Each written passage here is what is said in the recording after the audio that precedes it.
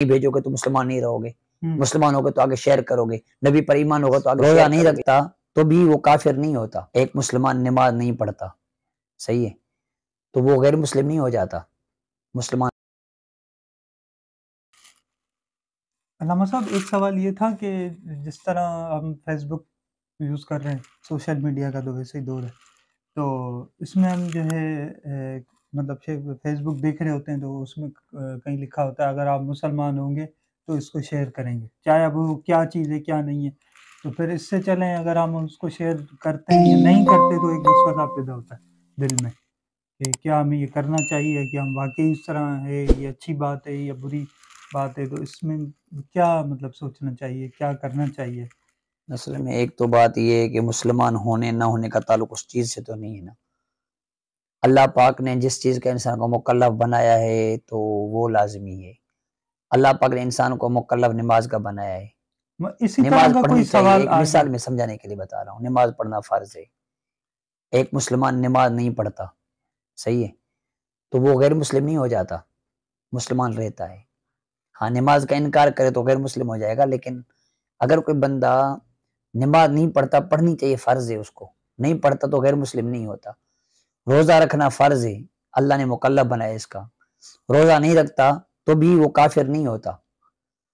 تو جب اللہ کے فرض کردہ چیزیں ہیں جو قرآن کریم کے اندر صراحتاً آئی ہیں، اقیموا الصلاۃ آتوا الزکوٰۃ، اللہ نے فرمایا ہے کہ نماز پڑھو، زکوٰۃ ادا کرو، روزوں کو پورا کرو، تو جو رب نے ذکر چیزیں کی ہیں بندہ وہ نہیں کرتا تب بھی کافر نہیں ہوتا۔ تو جو بندے نے چیز بھیجی ہے اس کو نہ بھیجنے سے کافر کیسے ہوگا؟ ہماری مسلمانی اس پر تو منحصر نہیں ہے کہ آپ کو کوئی میسج کیا ہے اگر نہیں بھیجے، مسلمان ہوں گے تو بھیجیں گے، نہیں بھیجیں گے تو مسلمان نہیں رہیں گے۔ شریعت کہ آپ کوئی وہ تو نہیں ہو، اشارے تو نہیں ہو کہ آپ جس کو کہو گے تو یہ چیز آپ پر لازم نہیں پہنچاؤ گے تو کافر ہو جاؤ گے۔ جب اسلام کے ارکان میں یہ چیز نہیں ہے کہ اسلام کا فلاں حکم اگر کوئی عالم نہیں پہنچائے گا تو کافر ہو جائے گا، مسلمان فلاں حکم پر عمل نہیں کرے گا تو کافر ہو جائے گا، جب اسلام کے اندر اس چیز کی نہیں ہے اتنی وہ، تو یہ پھر جو بندہ کر رہا ہے نا، میسج کر کے لوگوں کو پریشان کر رہا ہے کہ مسلمان ہوں گے تو آگے شیئر کریں گے، اب دیکھتے ہیں کہ کلمہ پڑھنے والا ہے تو جی بالکل ہاں اس طرح، تو یہ جو ہے نا خواہ لوگوں کو پریشان کرنا ہوتا ہے۔ تو اس طرح کے لوگوں کو سب سے پہلے بندہ بلاک کر دے، ان سے رابطہ ہی ختم کر دے، یا تو ان کو سمجھائے، ٹھیک ہے، اور نہیں سمجھتے تو ان سے کانٹیکٹ ختم کر دے۔ کچھ اچھی چیز بھی ہوتی ہے اس میں، بھلے اچھی ہو، اس کو دیکھو نا، لیکن اس کے نیچے لکھ دیتے ہیں لازم، آپ نہیں، اگر اس اچھی چیز کو بھیجنا ہے تو وہ چیز آپ نہیں بھیجو کہ مسلمان ہو تو اس کو آگے شیئر کرو، یہ نہ لکھیں، ہاں اس کو ڈیلیٹ کر دو،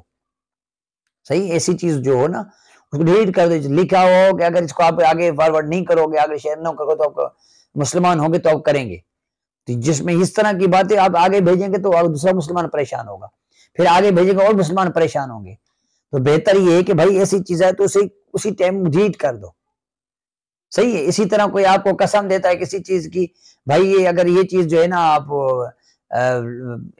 آپ کو نبی پاک علیہ السلام کی جو ہے نا قسم یا اس کی قسم یا اس کی قسم آپ بھیج دو، آپ آگے بھیجو گے اس میں وہی قسم لکھی ہوگی، وہ پھر آگے بھیجے گا، مسلمان اس میں پریشان ہوں گے۔ کسی کے پاس پیکج ہے، کسی کے پاس نہیں ہے، کسی کے پاس ٹائم ہے، کسی کے پاس ٹائم نہیں ہے، ہزار مسئلے ہوتے وسوسے بھی ذہن پہ میں نا، تو ایسی چیز آپ نہیں کرو نا بھائی۔ تو اسلام کا یا نبی پاک علیہ السلام محبت کا انحصار اس پر نہیں ہے، کسی فارورڈ شیئر کرنے پر نہیں ہے، کسی کو بھیجنے پر نہیں ہے بھائی۔ اسلام کے ارکان پر عمل کرنا، اسلام کے احکام پر عمل کرنا، یہ اسلام کے انسان کے لیے ضروری ہے۔ جب اس سے انسان غیر مسلم نہیں ہو رہا تو اس فالتو چیزوں سے جو خواہ انسان اپنے ہاتھ کی بنا کر کسی کو مکلف بنا رہا ہے کہ نہیں بھیجو گے تو مسلمان نہیں رہو گے، مسلمان ہوگے تو آگے شیئر کرو گے، نبی پر ایمان ہوگا تو آگے شیئر کرو گے، تو اس طرح امت کو کیوں پریشان کر رہے ہیں؟ تو یہ گناہ گار ہو رہا ہے جو اس طرح کے، یہ دین کا کام نہیں ہے، جو دین کا کام سمجھ کے کر رہا ہے نا وہ گناہ گار ہو رہا ہے۔